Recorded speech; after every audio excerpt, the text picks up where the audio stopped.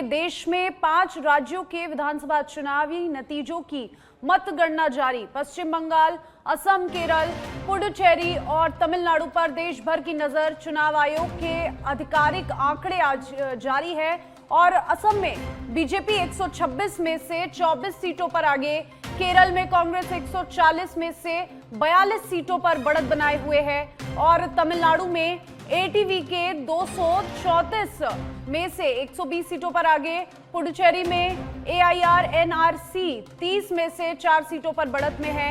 और देखिए वही पश्चिम बंगाल में बीजेपी 294 में से 11 सीटों पर आगे चल रही है। शुरुआती रुझानों के साथ लगातार बदल रही है तस्वीर।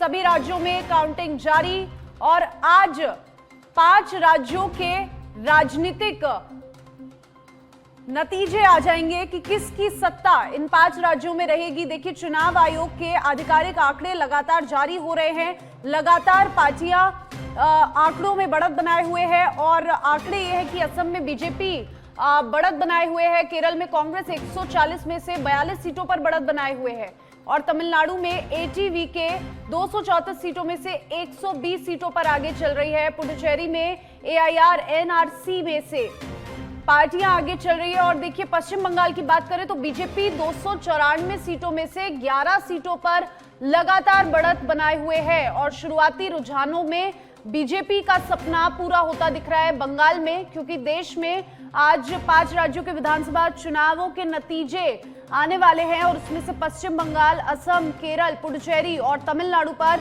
देश भर की नजर है। खासकर कि पश्चिम बंगाल के चुनावी नतीजों पर सबकी नजर बनी हुई है और असम में बीजेपी 126 में से 24 सीटों पर लगातार आगे चल रही है।